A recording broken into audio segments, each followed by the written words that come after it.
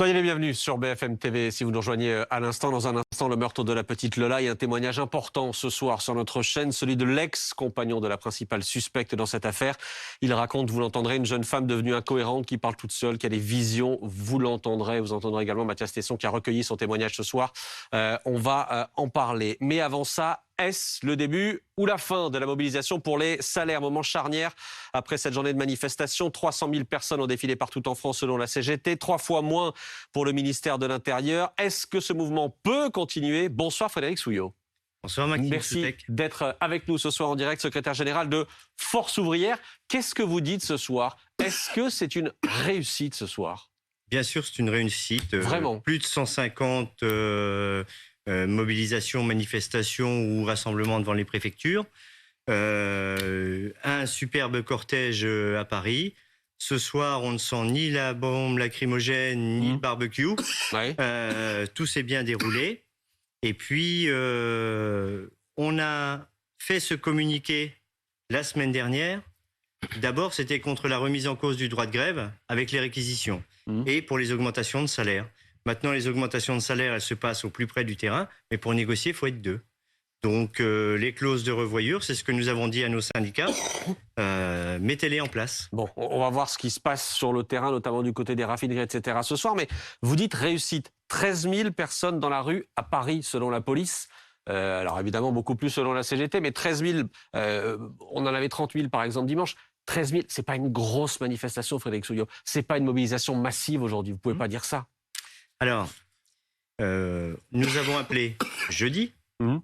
Le préavis pour les fonctionnaires, c'est 5 jours francs. Donc, la nuit de jeudi à vendredi. Donc, aujourd'hui, c'était une très belle mobilisation. Alors, la police dit 13 000. Alors, entre les chiffres de la police et les nôtres, il y a toujours un delta. Ouais. Je maintiens que c'était une très belle mobilisation aujourd'hui. Et est-ce que... Regardez, je vais prendre lycée professionnel. Oui. Il y avait une deuxième manifestation, en plus de celle-ci, où ils étaient 3 000 à manifester sur les 10 000 travailleurs des lycées professionnels de toute l'Union régionale. Mais attendez, pardon, mais la semaine dernière, on est parti d'un mouvement où les syndicats appelaient quasiment à une grève générale, avec comme mot d'ordre des salaires, des hausses de salaire pour tous, etc.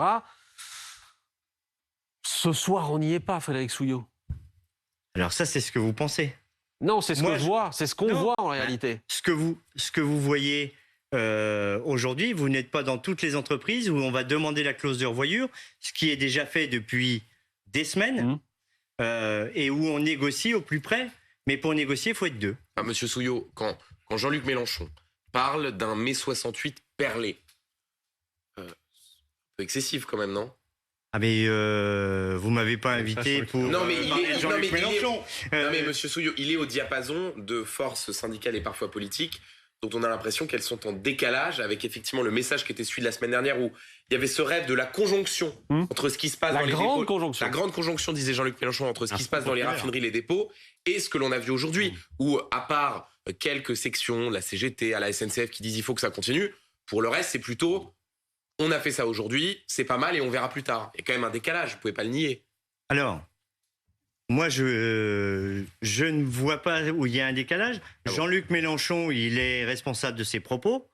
C'était pas les mêmes que les nôtres. Nous, on a fait un communiqué de presse intersyndical où l'on dit contre la remise en cause du droit de grève et pour l'augmentation des salaires.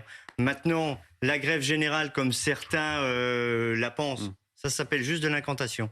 La grève, elle se décide au plus près dans les entreprises, du public comme du privé. Mais alors, est-ce que vous considérez, justement, si on prend entreprise par entreprise, qu'il y a des prémices de cette grève générale? Par exemple, SNCF, demain, on nous annonce un trafic quasi normal. Oui. Les cheminots et pas toutes les organisations syndicales avaient appelé à la grève aujourd'hui, et puis ils ont réuni les assemblées générales qui disent reconductible pour une partie, mais apparemment peut-être moins de grévistes demain. Mais ça, c'est eux qui le décident. C'est pas les secrétaires généraux des confédérations qui appuient sur un bouton en disant ça se décrète pas la grève. Est-ce que dans la perspective par exemple du projet de loi retraite, c'est-à-dire de l'hiver social qui s'annonce, vous n'avez pas tiré une balle dans le pied? Parce que d'une certaine façon, le rapport de force que vous posez avec le gouvernement n'est pas très impressionnant pour eux. C'est-à-dire que Ils se disent, ce round d'observation, d'une certaine façon, on voit que les Français n'adhèrent pas forcément, ne suivent pas la parole des syndicats. Et c'est un peu ce qui s'était passé avec les Gilets jaunes. En fait, les Gilets jaunes, c'est tenu totalement en dehors des syndicats. Vous n'avez plus aujourd'hui le même rôle, la même caisse de résonance derrière vous que ce qui a pu être les grandes heures du syndicalisme. Alors, à mon avis, tous les partis politiques, quels qu'ils soient, ont moins d'adhérents que les organisations syndicales. Si on regarde le nombre de votants pour les élections professionnelles, on fait 3 fois plus que pour les élections politiques. Maintenant, la caisse de résonance ou tirer une balle dans le pied, on n'était pas sur une revendication sur la réforme des retraites. Aujourd'hui encore, toutes les organisations syndicales sont contre un recul de l'âge de départ ou contre un allongement de la durée de cotisation. Et 74% des Français. Bon, il y a un autre indice. La grève chez Total Énergie, évidemment, qui a été le déclencheur de tout ce qui se passe ces derniers temps. Pauline, grève reconduite demain ? Alors, pour l'instant, elle est reconduite jusqu'à demain chez Total Énergie, donc dans 3 raffineries sur 7 et dans 5 dépôts à travers le pays. Mais elle est reconduite jusqu'à demain et demain, on verra si ça se poursuit plus longtemps. En revanche, sur le terrain, la Première ministre a annoncé qu'il y avait une amélioration puisqu'il y a 25% des stations qui sont encore impactées par des pénuries contre 30% durant le week-end. Est-ce qu'il n'y a pas une mobilisation en trompe-l'œil, Frédéric Souillot, autour de ces raffineries ? Évidemment, ça fait beaucoup de bruit. Ça crée beaucoup de galères, beaucoup de gêne pour les automobilistes. On voit 25% des stations-service impactées. Mais en réalité, et tout le monde le reconnaît maintenant, il a suffi de 90, 100, 120 personnes qui se mettent en grève à travers la France pour arriver à cette pagaille-là. Est-ce que, du coup, vous n'êtes pas un peu bercé d'illusions avec cette grève des raffineries en disant c'est le moment déclencheur de quelque chose de beaucoup plus grand? Je ne sais pas si vous avez regardé la communication de Force ouvrière. Alors moi, je suis optimiste et enthousiaste, mais je me berce jamais d'illusions. Aucune. Aujourd'hui, s'il y a pénurie de carburant, c'est parce qu'on a laissé ce mouvement s'enliser. Du 23 septembre pour négocier que 2 semaines plus tard, parce qu'on ne veut pas se mettre autour de la table pour parler clause de revoyure sur les salaires, l'enlisement, il n'est pas de la responsabilité des grévistes. Eux, ils n'ont pas bloqué les raffineries, ils ont juste arrêté le travail. Total devait... Ça revient au même. Hein. Ah bon ? À la fin, il n'y a pas de carburant qui sort. Hein. Ah oui, mais la grève, c'est pas un droit constitutionnel. Non, mais bien sûr, bien évidemment. Voilà. Bien évidemment. Vous voyez, samedi dernier, réquisition de 50 salariés d'un laboratoire de biologie médicale à Rennes. Peut-être que, arrêté de réquisition, que nous avons attaqué au tribunal administratif et que nous avons gagné. Il était suspendu. Ça veut dire qu'aujourd'hui, on va réquisitionner tout le monde quand on a un souci. On a réquisitionné personne quand il manquait des pâtes et du papier toilette. Là, en l'état, les réquisitions ont été validées, ou du moins les recours intentés contre ces réquisitions ont été rejetés par la justice administrative. Oui, ceux-là, oui. Mais ceux de samedi à Rennes... C'est sûr, mais là, en l'occurrence, Maxime, vous interrogez sur la situation dans les dépôts. Absolument. Absolument. Qu'est-ce que vous dites, par exemple, aux grévistes de chez Total Énergie ? Évidemment, c'est un mouvement qui est lancé par la CGT. Il y a une forte représentation CGT. Qu'est-ce que vous leur dites ? Tenez bon, les gars, vous êtes notre tête de pont, notre tête de proue, et c'est vous qui devez mener comme ça le combat sur les salaires en France ? Non, je leur dis pas ça. Je leur dis c'est vous qui prenez la décision et il n'y a personne d'autre qui la prend à votre place. Bon. Pour le dire autrement, est-ce que vous pensez que cette grève dans les raffineries, qui en effet a eu un impact démultiplié, un impact médiatique et politique, puisque le gouvernement ne voulait pas s'en mêler. Cette manifestation, est-ce que vous pensez que le message est assez clair pour inverser le rapport de force au sein des entreprises ? Parce que, vous l'avez dit tout à l'heure, le sujet, c'est de ramener les directions à faire ce qu'on appelle une clause de revoyure, c'est-à-dire un rattrapage des salaires sur l'année en cours. Est-ce que vous avez le sentiment, de ce qui vous remonte de la base, du terrain, que les patrons commencent à se dire « Ouh là là, ça chauffe » et en effet qu'il y a un frémissement ou un message du politique pour leur dire « Écoutez, là maintenant, il faut ouvrir un peu le robinet ». Alors vous avez 2 fois raison. C'était une question, hein. Oui, mais quand même. J'affirmais pas, posais. Est-ce que vous avez l'impression que... Alors, vous avez la réponse dans votre question. Bien évidemment, il y a plein de négociations et on se remet autour de la table pour rediscuter des salaires parce que ça bouillonne un peu partout. Vous avez trouvé que ça a amené les gens autour de la table de négociation? Oui, et pas forcément à cause ou grâce aux raffineries. Parce que les salariés... Ça met un gros coup de pression quand même.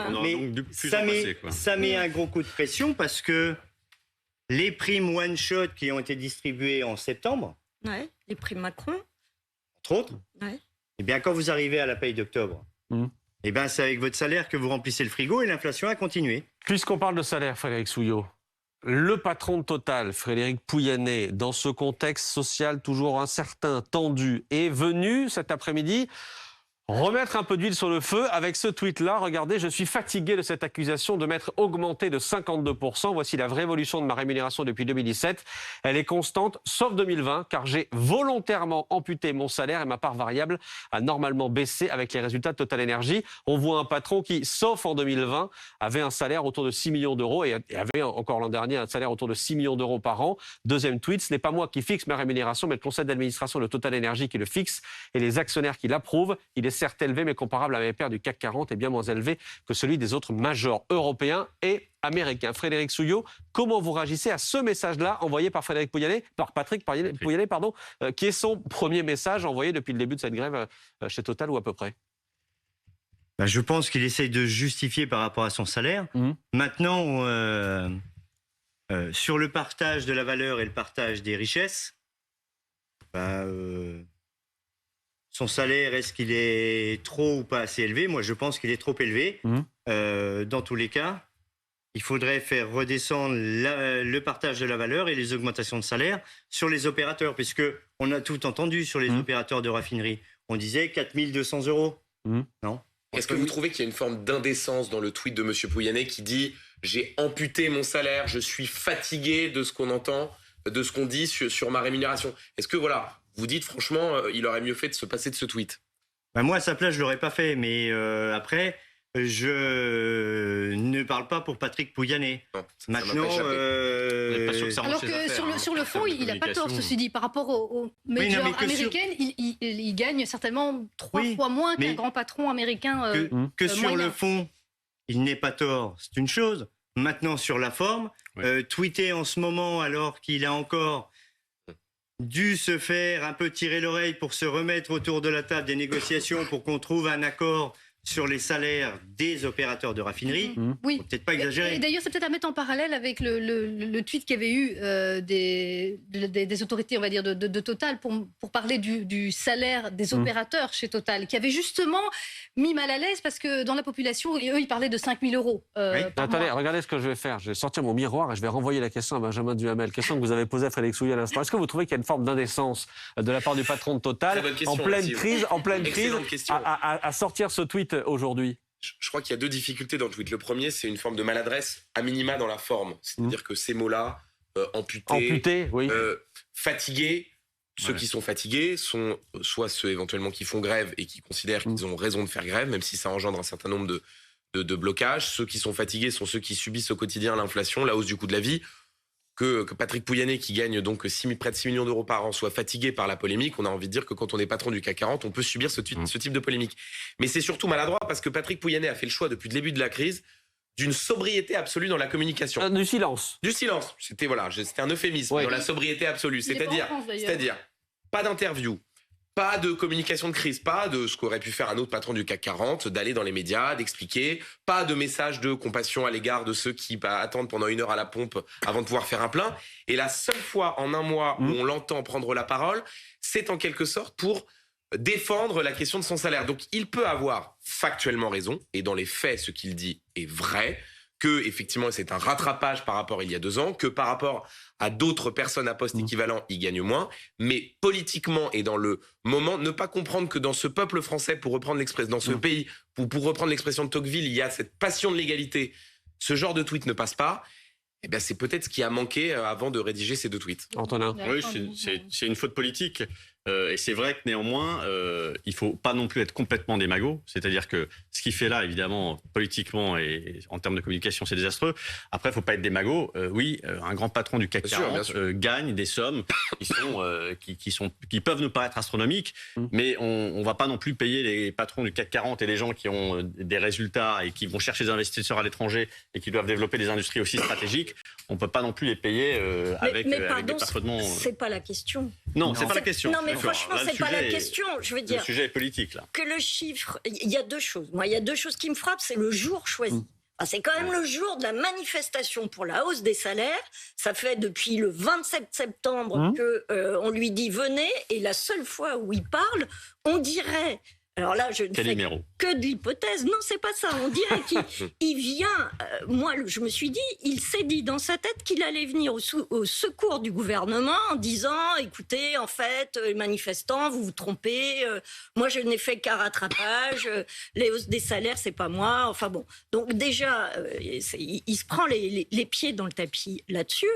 Et vraiment focaliser sur le salaire de Patrick Pouyanné, c'est faire fausse route. Parce que la vraie question, c'est sur les 10, 20, 30 milliards d'euros de bénéfices, selon qu'on prenne le premier trimestre ou l'ensemble de l'année que va faire Total cette année. Ils ont déjà promis aux actionnaires une clause de revoyure, pour le dire différemment, un versement d'un dividende exceptionnel de 2,6 milliards. Donc, quand c'est Patrick Pouyanné, il peut se remettre au montant d'avant la crise tout de suite. Quand c'est les actionnaires, on peut leur faire un acompte sur dividende versé dès décembre tout de suite. Mais quand il s'agit d'aller parler avec les organisations syndicales qui réclamaient, je le rappelle, je trouve qu'on ne le rappelle pas assez souvent depuis mars, une discussion avec leur direction.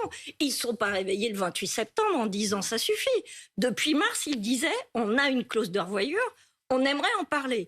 Et là, il faut 6 mois, une manif, le blocage que vous avez déploré tout à l'heure, pour que d'un coup, le PDG de Total, après 2 semaines et je ne sais combien de coups de fil bon là j'exagère un peu, mais beaucoup de coups de fil de Matignon se disent tiens, je vais aller à la table de négociation. C'est ça le sujet. Plus que les 6 millions où il nous dit ah mais je gagne. Bon, enfin, c'est un leurre. Peu importe qui gagne plus ou moins que ses collègues américains. Bon, voilà pour cette polémique. Merci beaucoup Frédéric Soulier d'avoir été avec nous ce soir en direct, évidemment. Et on verra les suites de ce mouvement de grève. L'augmentation des salaires, ça doit être maintenant.